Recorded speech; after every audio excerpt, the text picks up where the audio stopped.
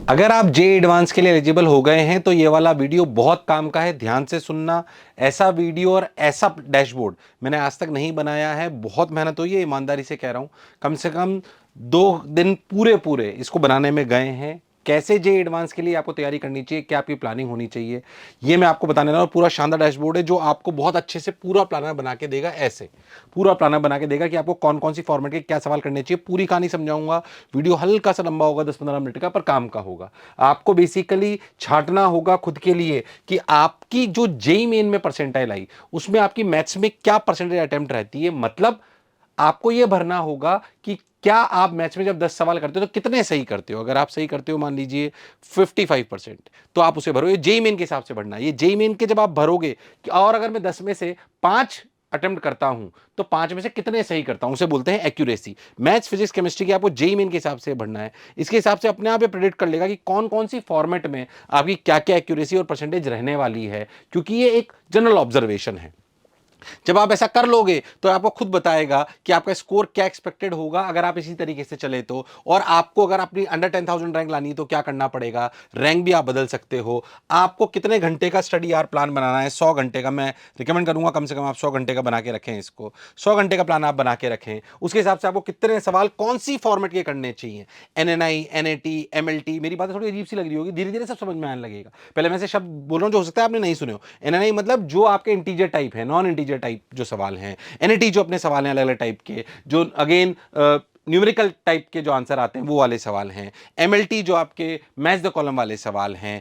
ये सारी फॉर्मेट्स में आपको भी समझाऊंगा। पहले अपन समझे ये पूरा डेटा आ कहां से रहा है, क्या जे एडवांस की फॉर्मेट बिल्कुल अलग होती है, क्या वो जेई मेन से बिल्कुल अलग होती है। हाँ, पहले अपन समझे, एक बार वो पीडीएफ दिखाओ कि हमेशा ना जे एडवांस एक डेटा देता है आपको ऐसा कि हर सवाल जो आपने करे अलग अलग फॉर्मेट के, उन सवालों में कितने बच्चों ने कितने अटेम्प्ट करे, कितने सवाल उसमें से सही करे, कितने गलत, मतलब हर फॉर्मेट का पता पड़ता है। देखो ये वाला सवाल सिर्फ 1.44% बच्चों ने सही करा, इसका मतलब ये वाली फॉर्मेट का ये वाला सवाल छोड़ने लायक था।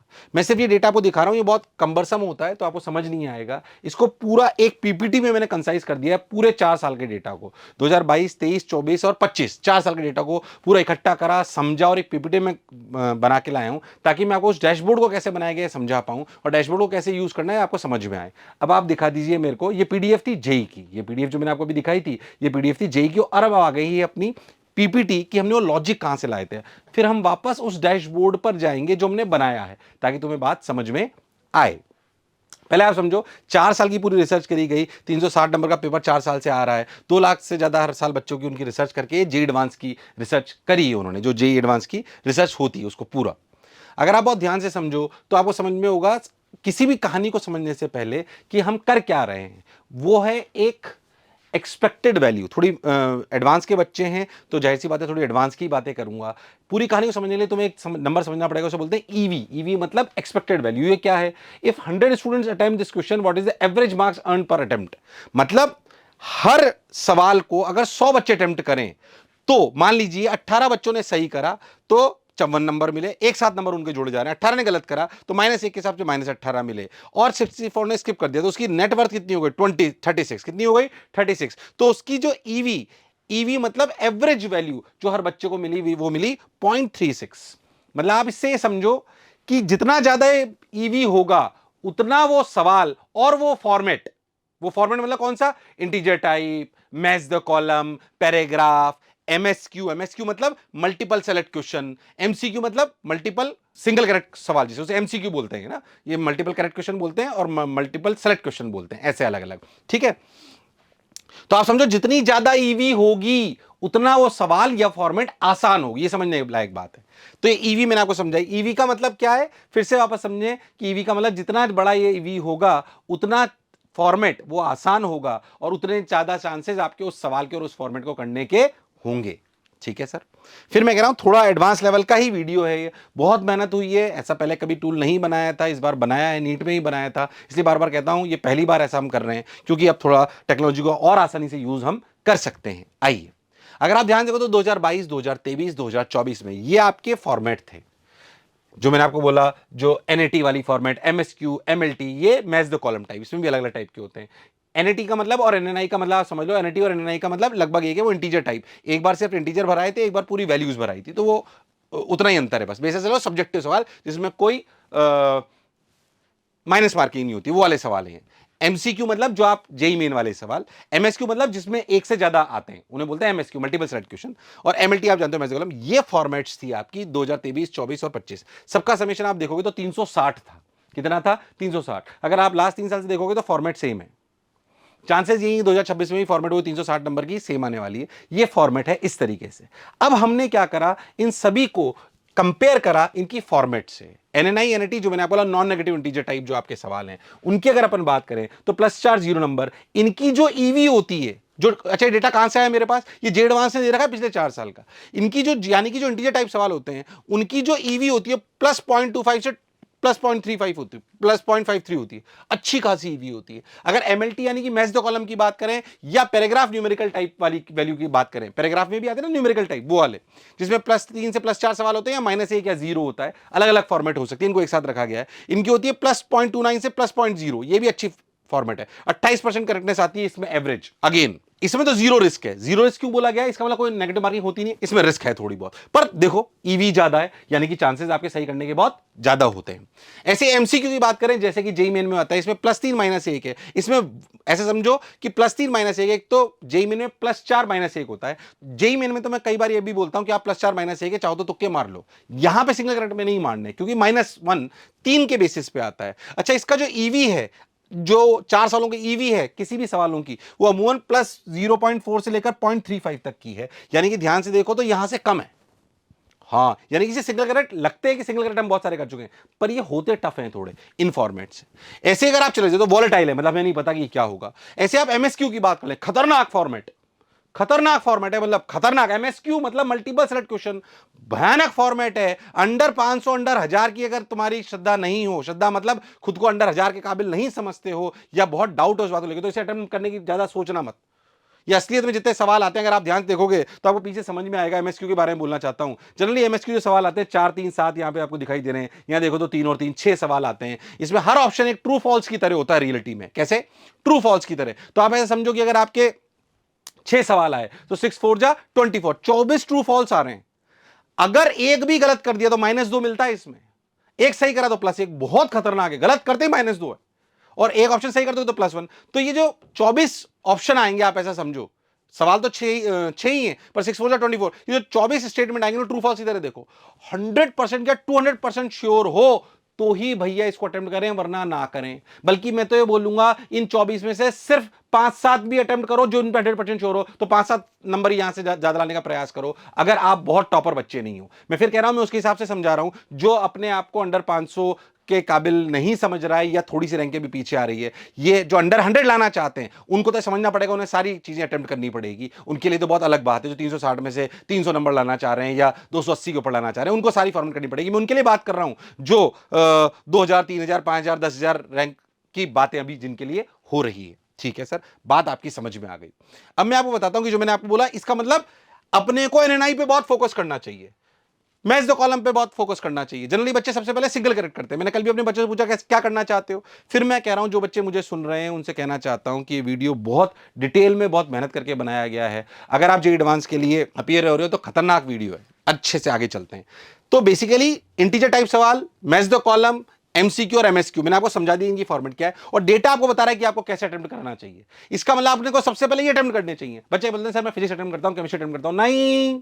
अच्छा, ये भी बताऊंगा कौन सी सीक्वेंस में करना चाहिए।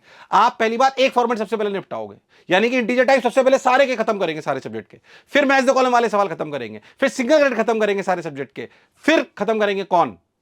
एमएसक्यू, अगर टाइम बचता है तो।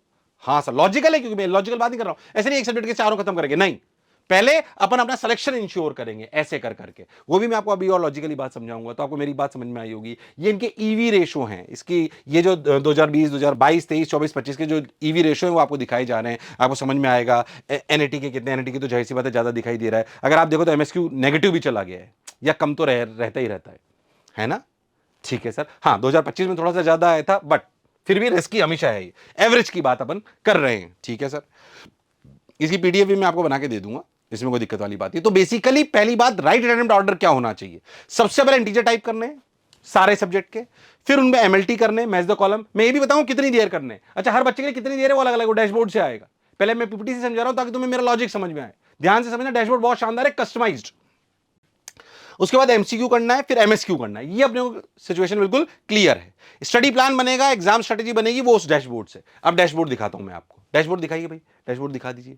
जो अपना डैशबोर्ड है वो क्या करता है? वो डैशबोर्ड आपसे एक तो ये कराता है भाई टारगेट क्या है तुम्हारी, अंडर 1000 रैंक, हमने एवरेज नंबर लिखा रखे हैं। कोई बोले मैं तो 5000 के अंडर लाना चाहता हूं, ठीक है साहब 5000 के अंडर, तो आपको 146 नंबर के एवरेज पे आपको लाना पड़ेगा, ठीक है साहब।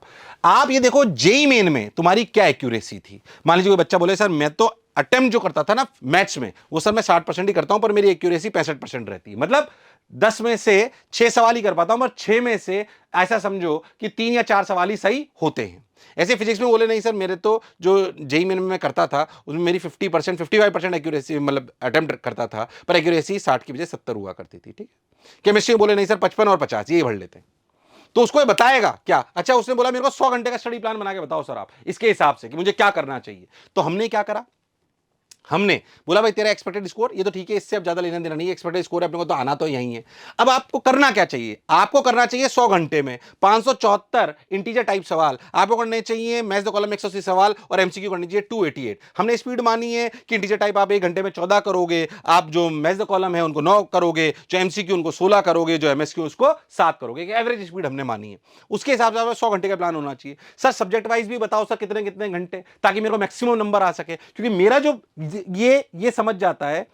हमने एक काम और करा है, क्या करा है, हमने पीछे पूरे 4 सालों में देखा कि कौन कौन से चैप्टर से ज्यादा वेटेज है, उन सारे चैप्टर्स को प्रायोरिटी ऑर्डर पे सेट कर दिया। अब मान लो किसी बच्चे की मैथ्स वीक है, पर उसका कुछ प्रायोरिटी ऑर्डर वाले चैप्टर जिनसे बहुत सवाल आते हैं, तो उसकी प्रैक्टिस वो ज्यादा करा देगा ताकि आपके चांसेस बढ़ जाए, ऐसा नहीं हो। तो बेसिकली हम आपको आपके समय के हिसाब से कौन से बेस्ट ऑप्शन, कौन सी फॉर्मेट के कौन से चैप्टर के कौन से सवाल करने चाहिए, उसको हम आपको बताने का प्रयास कर रहे हैं। तो आप ध्यान से देखो तो आपको आपके स्टडी प्लान में दिखाई देगा, बहुत अच्छे से देखो तो आपको दिखाई देगा कि अच्छा इस बच्चे को मैथ्स में 31 घंटे देने चाहिए, 35 घंटे इसको फिजिक्स में देने चाहिए, 421 सवाल करने चाहिए, और केमिस्ट्री में 34 घंटे देने चाहिए, और एनएनआई पे इसको 196 सवाल करने चाहिए, 14 घंटे, 6 घंटे, 6 घंटे, 5 घंटे। सोचो सब बनाया अपन ने ढंग से, पूरा लॉजिक लगा रखा है बैकएंड पे, उसमें मैं ज्यादा नहीं जाना चाहता हूं, इसलिए कह रहा हूं बहुत टाइम लगा इसमें, सोच के टीचर से बात करके ये कैसे होगा, ये साइकोलॉजी क्या है, ये कैसे काम करता है, डेटा उठाया पीछे का, तब आपको लेके आए। एडवांस के तैयारी करा रहे हैं तो हमारी भी तैयारी, हमारे फॉर्मेट भी एडवांस के होने चाहिए, ठीक है सर, बात आपकी सही है। आशा करता हूं तुम इस वीडियो को अगर देख रहे होंगे तो टीम के एफर्ट को, हमारे एफर्ट को अप्रिशिएट करोगे, क्योंकि ये सारे सॉल्यूशंस हम आप ही के लिए लेके आते हैं, क्योंकि मैक्सिमम बच्चे जो है परसेंटेज सिलेक्शन पे हमारा फोकस रहता है कि मैक्सिमम बच्चे सिलेक्ट हों, है ना। इस बार भी मोशन की परसेंटेज सिलेक्शन जबरदस्त आई है, 2000 के अंडर करीब 72 बच्चे हैं जो अंडर 2000 परफॉर्म करे हैं जनरल और ओबीसी कैटेगरी में, बहुत बड़ी बात है। और जो अपने रिपीटर बैच उसमें तो 74% के आसपास सिलेक्शन रेशो आया है जो एडवांस के लिए अपीयर हो रहे हैं, नॉर्मल 65 के आसपास है, बहुत बड़ी बात है। तो मोशन की ताकत वही है, खैर मैं उसको छोड़ता हूं। अब आप देखो तो आपका ये बन के आ गया। इसके बाद ये आपको ये भी बताएगा कि आपका एग्जाम प्लानर कैसा होना चाहिए। आपको जब एग्जाम दो तो 150 मिनट यानी कि 2.5 घंटे में आपको 30 मिनट में आखिरी में मान लें रिव्यू करने के लिए आपको कौन सी सीक्वेंस फॉलो करनी चाहिए, मैथ्स फिजिक्स केमिस्ट्री। अगर आप अपना ऊपर वाली चीज चेंज करोगे चेंज हो जाएगा।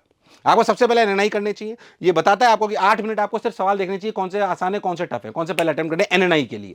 उसके बाद एनएनआई करना चालू कर दो, इतने मिनट उसको एनएनआई को देने चाहिए, इतने मिनट उसको एमएलटी को देने चाहिए, इतने मिनट उसको एमसीक्यू देने चाहिए, और एमएसक्यू तो स्किप करने के लिए बोल रखा है, बट अगर आखिरी में टाइम बचे तो सिर्फ एक बार उनको पढ़ लेना 10 से 15 मिनट, ताकि आप जो बिल्कुल ऐसा बोल सकें आप 100% श्योर हो जिनको लेके, उनको सॉल्व कर लेना, ठीक है सर। तो ये पूरी की पूरी कहानी आपको बना देगा, पूरी की पूरी कहानी। और जैसे ही आपने भरा, आपको पूरे ये भरा आपने, वैसे आप डाउनलोड करोगे तो इसमें सिर्फ इनपुट आपको क्या देना है, मैथ्स फिजिक्स और केमिस्ट्री में क्या आपकी जेईई मेन की अटेम्प्ट स्कोर रहता है और क्या एक्यूरेसी रहती है। अटेम्प्ट मतलब फिर समझा रहा हूं 10 में से कितने सवाल मैं अमूमन कर पाता हूं और उसमें से कितने सही होते हैं, ठीक है। जब आप इसको करोगे और डाउनलोड करोगे तो आपके पास पूरी की पूरी एक पीडीएफ बन के आ जाएगी, ये रही ऐसे।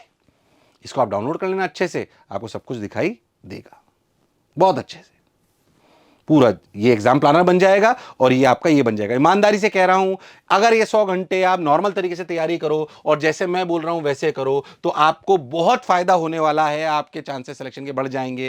ये ऐसे नहीं कोई मैं सिर्फ मोटिवेशन के लिए बोल रहा हूं, मोटिवेशन वीडियो तो है नहीं है, ये लॉजिकल वीडियो है। अगर ध्यान से समझोगे तो लॉजिकल वीडियो तुम्हें समझ में आएगा कि हमने बैकएंड पे क्या करा है। बैकएंड के सारे फॉर्मूले मैंने आपको नहीं समझाए, वो टीम ने बहुत अच्छे से बनाए हैं, क्योंकि उसमें बहुत टाइम लगता है, इसलिए कह रहा हूं बहुत दिन लगे इसको बनने में, और इसीलिए मैं थोड़ा लेट भी हो गया, बट मेरे को लगा एक बार ढंग से लेके जाते हैं। तो आशा करता करता हूं आप इन तीनों बातों को समझोगे, ढंग से अपने प्लानर को बनाओगे और अपने सिलेक्शन के चांसेस को बढ़ाओगे। अगर आप कॉलेज ढूंढ रहे हो जेई मेन के लिए, तो जेई मेन का एक कॉलेज प्रोजेक्टर बना रखा है, यहीं पे आपको आई बटन में दिख जाएगा, उसको देख लेना। अगर आप कंफ्यूज हो कि मुझे ड्रॉप लेना चाहिए नहीं लेना चाहिए, तो भी एक वीडियो बना रहा हूं, उसको भी आप देख लेना। पर ये उनके लिए था जो जेई एडवांस के लिए अपीयर होने वाले हैं। मुझे सुनने के लिए बहुत बहुत धन्यवाद। Thank you.